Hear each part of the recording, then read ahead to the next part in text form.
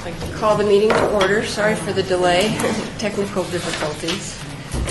Are we in compliance with the open meeting law? Yes, we are. All right, can you call the roll?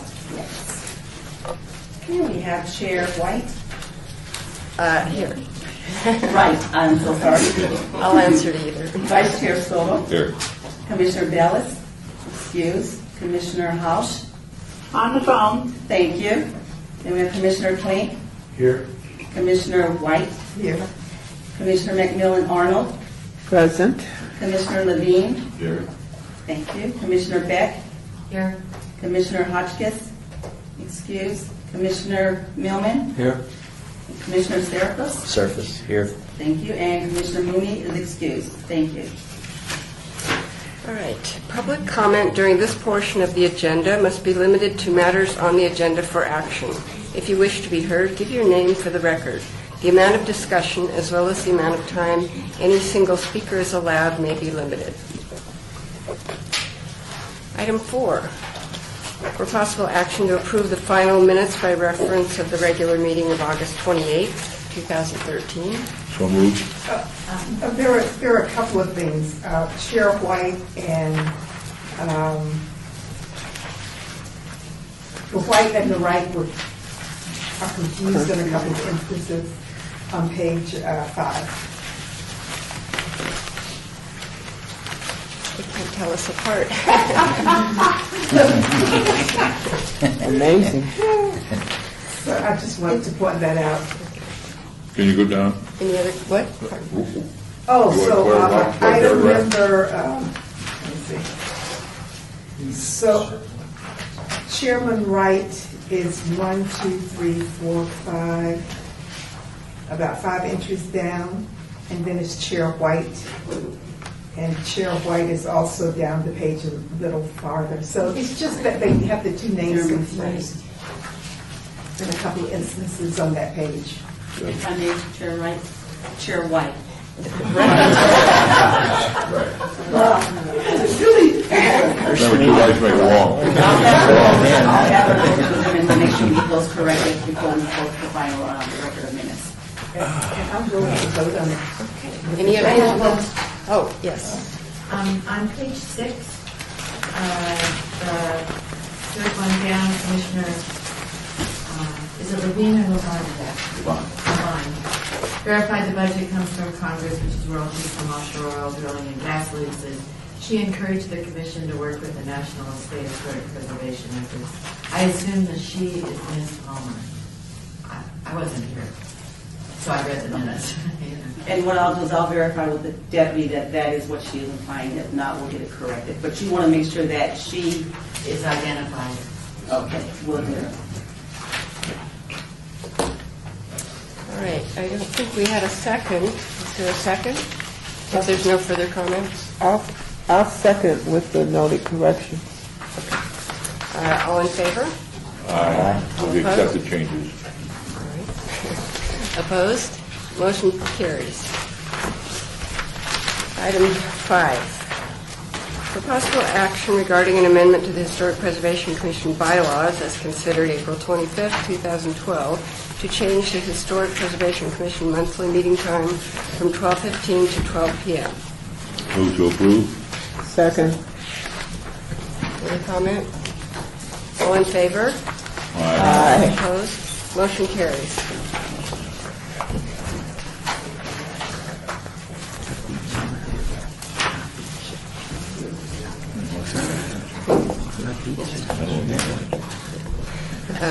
So does that make it a done deal now? I believe so. Now in future we meet at noon. Is that right? Yes. All right, item 6. For possible action regarding HPC Centennial Legacy Grant application from the Ward 5 Chamber of Commerce in the amount of $5,000. Motion to approve. We have some comments.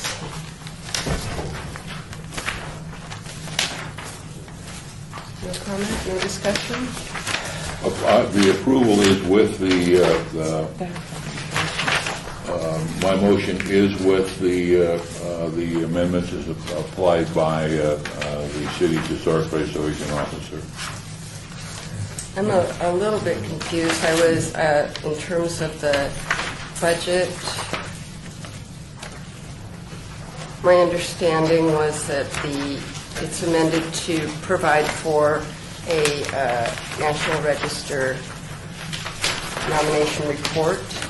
Well, the staff recommendations are listed on page 2, and that's my motion, is to approve this item with the conditions as listed by the staff. Yes, and just to note, we received some additional information. Mela Harmon has been selected by the applicant to provide that report, and in reviewing her background, she does meet the requirements, and so we have recommended that. Well, if Mela's involved, I would even stronger support it. That was very good. So I had understood her fee was $3,000, so I'm just wondering what the rest of the 2,000 would go for. As identified in the grant application, it's also to provide promotional materials to promote the history of Harrison House. And so we have both the nomination and then the promotional materials, the historic promotional materials. With I'm on page 2 of the staff recommendation. Again, that's my motion with these conditions. Is this the material that would be reviewed by the city, by Courtney in advance? Yes. Oh, okay. Yes, she will do that. I also understood that that materials or whatever was given had to be were to be reviewed by the HPC also. Thank you. That's what I needed to know. All right. We had a motion, and was there a second? Yeah. Okay. All in favor? All right. All opposed? Okay, motion carries. Yeah, with the board, but thank you all very much. Look forward to really look forward to completion of the project and the nomination. Fantastic. Yeah, and we'll make sure to keep the committee very, very much involved with that. And you are? Sorry, I'm Rick Van Diepen, Executive Director with Green Chips. I'm an architect in my former life, and so I've been helping them on this project on a pro bono basis, just some of the project management and getting in touch with historic preservation resources and so forth. So that's kind of my background as well. Okay. Well, thank you.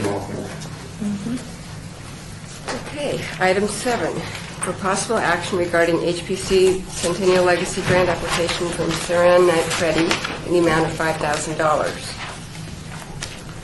Any discussion? Yeah, just please note that we've received some additional information in this grant application as well. Marlene Adrian has been selected to be the videographer on behalf of the applicant. We've reviewed her credentials and do recommend approval of this request with that additional information. And what would is a deliverable to the city?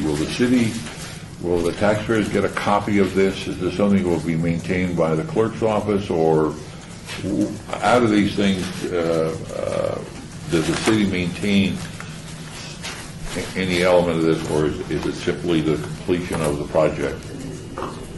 Whenever there is a product from these types of grant applications, yes, we do like to keep a copy of it for our records so that we have verification of what the grant funds were spent for. Okay. And so we do keep a historical record of that.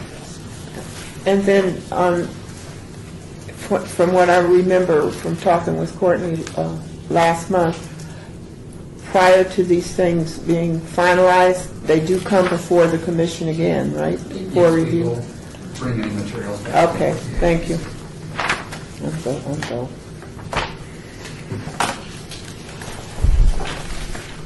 Move to approve? Second? Second? Second. No other discussion, and all in favor? Aye. Aye. All opposed? Motion carries. We all look forward to completing this project.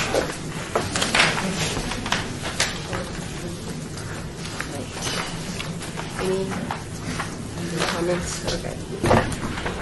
Item 8, for possible action regarding additional language regarding disclaimers for grant products, changes to the allowable costs, and eligible applicants for the Historic Preservation Centennial History Grant application.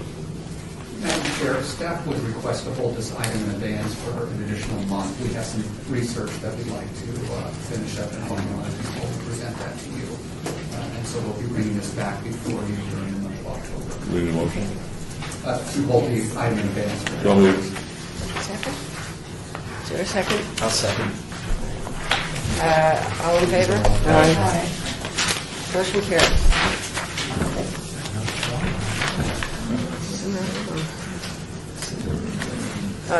Item 9, report by Commissioner Levine regarding a summary of preservation action activities and National Historic Preservation issues. The Preservation Action Group, I got nominated to be our local representative because we took membership in this club. And mostly it seems to be an actual lobbying group that their biggest function is to lobby Congress. The biggest action right now is all involved in this, government shutdown and the budget proposals and the continuing resolution right now.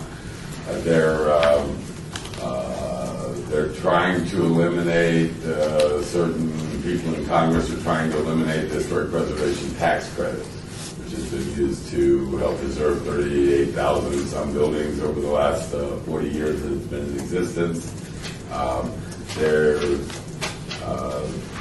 They send us a weekly newsletter, which is essentially links back to the pages on their website. And should I be forwarding that to the whole group or send them on to, I don't know if Courtney's getting them as well or if everybody's getting them now, but I started getting them all of a sudden about 3 weeks ago. Emails or? It's an email, newsletter, essentially looks like this. And should I be forwarding them on to, just a list? I would request that you forward those on to Courtney just so that she can just send them to you as needed. Okay. So I will start doing that every Friday when I get them. Okay. But I don't know if she's already getting them or. And But that would be my recommendation is that we all kind of keep up on this because there are calls to action sometimes that are in these. The one I'm talking about right now was about 2 weeks ago was part of the building up to the continuing resolution that's now in front of the Senate that is also trying to eliminate Obamacare. But it came out of that committee with no historic with the tax credit eliminated. So that's something now that the Senate's going to have to put back in along with all the other things that they were trying to defund. What's Sounds the like great rationale information. for taking out the tax credit? Is there a rationale? Destroying the government. Well, I mean, not the real reason, but the stated reason. Is there a... There isn't any real stated reason. I mean, there's budget cuts, continued, but additional budget cuts all over the place in this thing. So the only one that's being talked about right now is the defund of Obamacare, but there's lots of other ones in there as well. Question for Mr. Flack. Is the reason you want them to send to Courtney, is there a process here as opposed to? No, it's just a notification issue. If there's anything that's relevant that we want to forward to the rest of the Historic Preservation Commission members. Would it be improper for Jack to send it out to all of us? No, it wouldn't be improper for him to do that either, just as a notification. I just thought it might be easier to send it to Courtney. I don't know. Oh, I mean, I think Courtney should certainly get a copy, but I mean, of course. Well, yeah, I mean, I'll just copy all the addresses that come in, although maybe not quorum.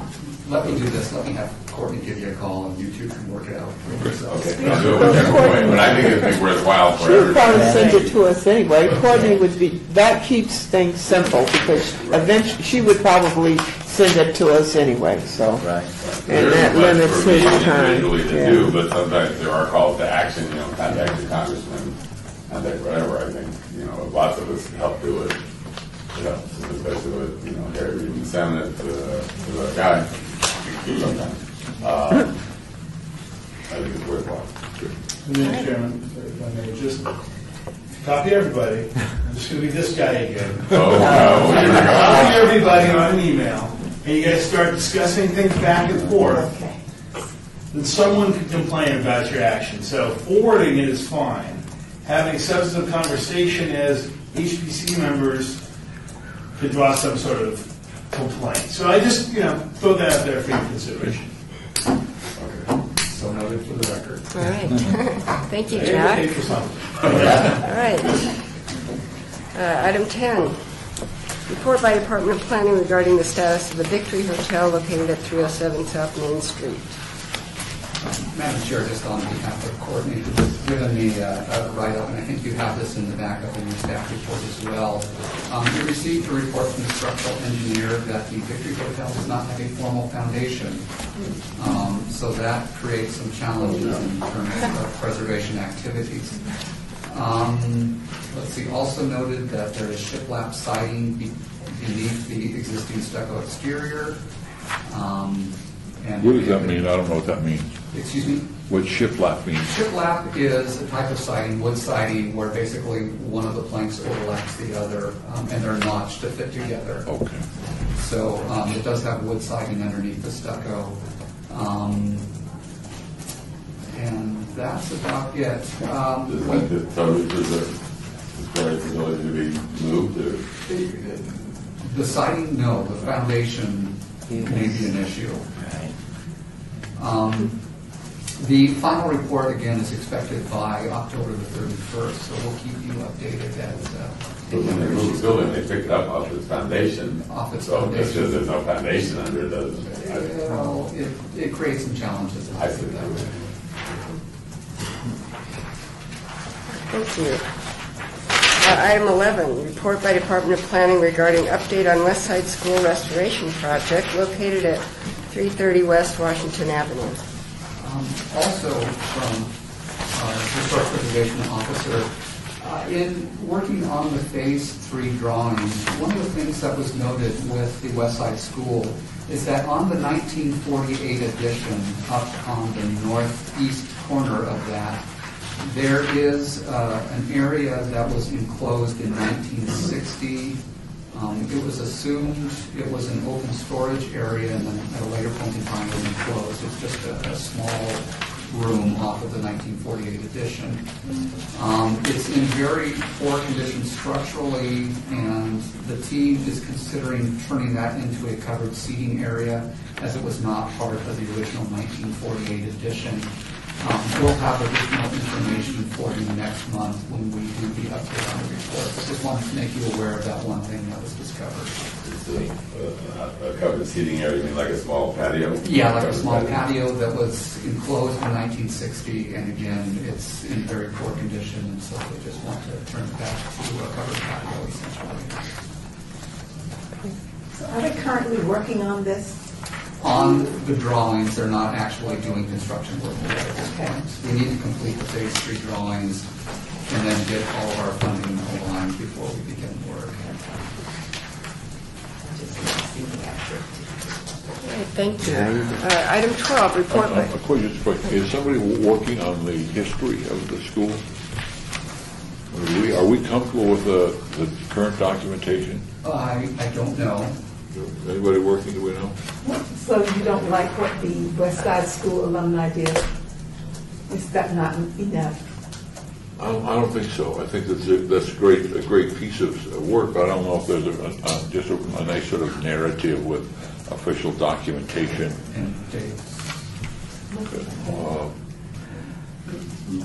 Wasn't that done a long time ago before? That's really the question. I mean, as I celebrated my 71st birthday, I tend to forget things. So if there was something done. Well, the National Register nomination, I think, might be a little thin. It was done a long time ago. Yeah. Let me have. The KME has a historical architect or a historical person that has to gather data too. Let me do this. Let me have Courtney include that as part of her report on the West Side School for next month. It is going to be such an important project that to have some accurate information, or we all could sort of agree on these are the actual dates that it opened on January 12th or whatever it was, and if we have whatever, just it'd be nice to have that. Okay. We'll report on that next month then. Item 13. 12. I thought we just did that. Report by Department of Planning regarding administrative reviews of applications for building permits for properties listed on the City of Historic Property Register, City of Las Vegas. Madam Chair, we've had 2 items come in the past month since our last meeting. The first is for re-roofing the residence at 1288 Place, simply replacing the existing roof. Staff approved that administratively. And then the second item that we had was a new fence for the back of the residence located at 1101 5th Place. Again, it was just a fence and was found to be compatible with our standards. And so we also approved that as well. And those are the 2 items that we've had since our last meeting. Can I ask a question on this very topic? Because I have a new listing in the Jonas Park Historic District, and I was contacted by a potential buyer who was asking can she tear it down to merge if she were to buy like the Harley Harmon building at the corner of 8th and Charleston and wanting to build a high-rise there. And I mean, is there actually a restriction against like tearing down a house that's in that district, or? No, there isn't a restriction against tearing down the house. However, what I would recommend is that let me have Courtney chat with your client. One of the things that we do need to do whenever we have historic properties, and I don't know the specific property, we do need to document them before any demolition is done. But again, I would like to chat with the person who's interested in the property first, just to give them the parameters of what they can and can't do. When you talk about building a high-rise, number one, we need to make sure that there's appropriate zoning to do that. If you're in a residential district, you're not going to build a high-rise, and so we don't want them to think that they're going to tear down the house. Well, they're talking about like, because this house actually backs up to the properties on Charleston. Okay. So they're saying, incorporate still, that land into a project there. Yeah, there's still going to be some zoning district issues that they would have to contend with. That it would be best if we take a look at the specific property and then discuss the zoning regulations of the historic district that's in place.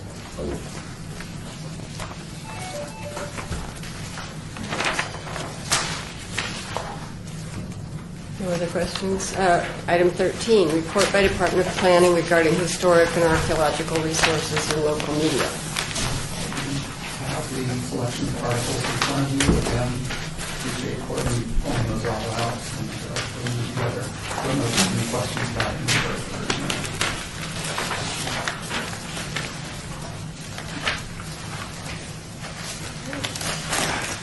There's no comments.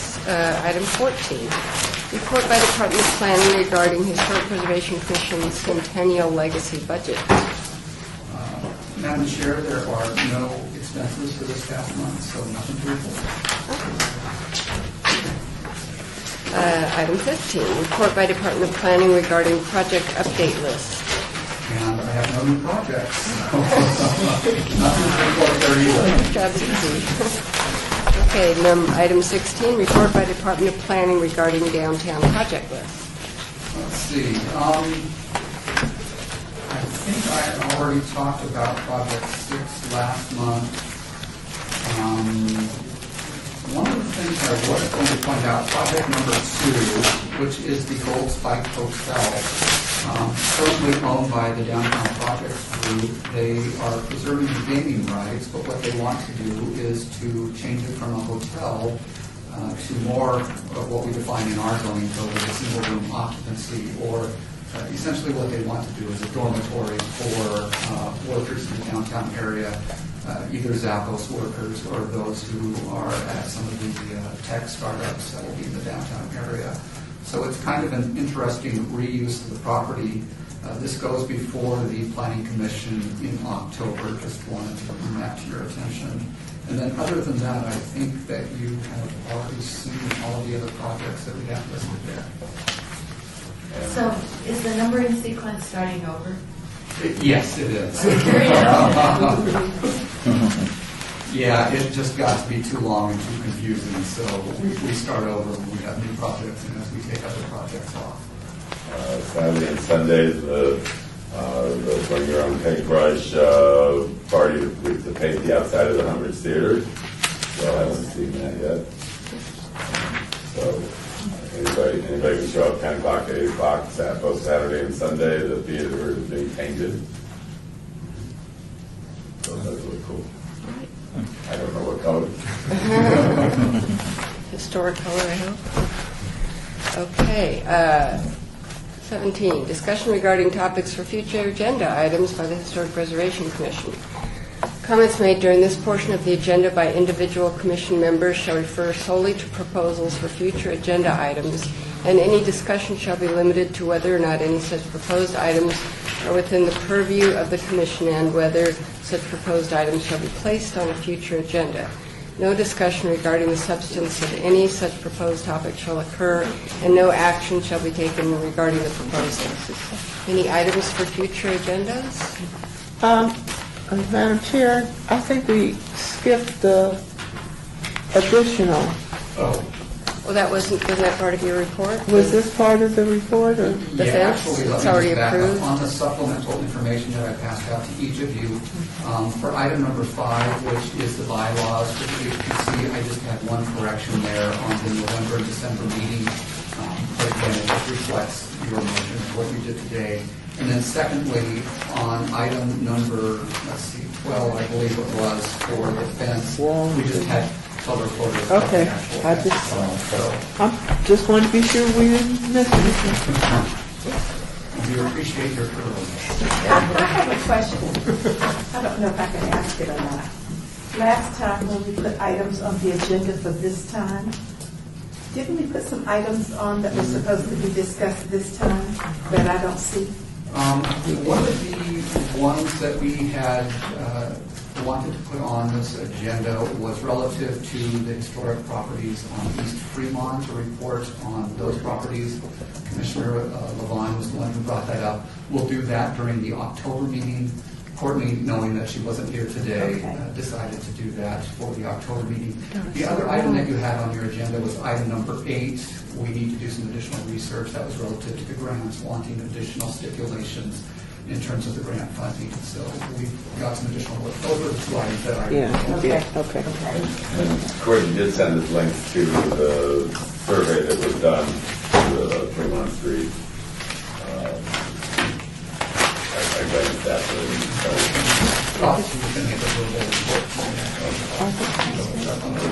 I think she is, but this was also a report that we were going to take a look at in advance of that. I think it was done 8 or 9 years ago, something like that.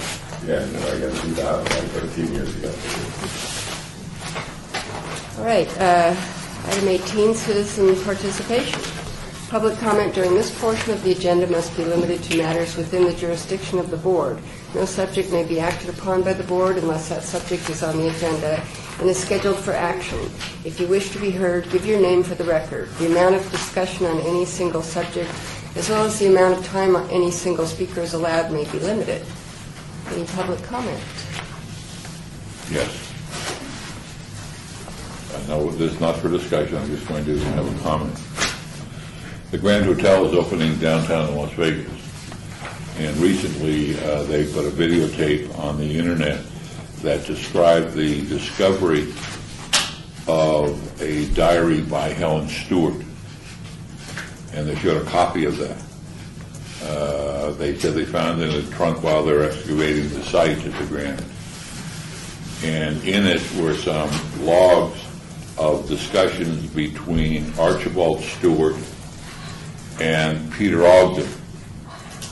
Peter Ogden being the explorer of the northern part of the state, Peter Skeen Ogden. And of course the street between the Grand Hotel, the one street is Stewart and the other street is Ogden. And so the story that they put out there was that there was correspondence between Archibald Stewart here in the desert and Ogden, who was a world traveler, over cooking and spices and various things. Ogden being a world traveler, he was more familiar with that. Stewart, who was simply a sort of a meat and potatoes guy. And there was all this correspondence that, with photos of Archibald and Peter and so forth. And there's a restaurant, interestingly enough, that's opening at the Grand called Stewart and Ogden. Of course, the Stewart, the street is not named after Archibald Stewart. And Archibald Stewart would have been a teenager at the time that Peter Ogden died. And so it's all bogus. It's all, but it's wonderfully well done, to the point that they sent a copy of this to Ken Burns, who was said wonderful. And then they sent a subsequent letter saying we made it all up. Secondly, the north, as you're looking at the Grand, the Old Lady Luck, this corner, which would be the northwest corner, they're describing it as architecture, industrial chic, because you can see all the stuff. And the story that they're going to be telling is that that's where the first neon that supplied all the Fremont Street was made, because they had a direct connection to Boulder Dam. What? So they're concocting this whole elaborate thing? Right. I saw a picture of the new facade of the building that looks like an old street, a Wild West street, from the... Which is fun and all that, but I know this group doesn't like fun facts unless they're accurate. Yeah. So I guess they're now going to add a disclaimer, which they should have done in the very beginning, that this is. But I'm just worried, as they call it, these backstories, how they're describing it. In 3 or 4 years, Bugsy Siegel will have slept there. It's going to become fact.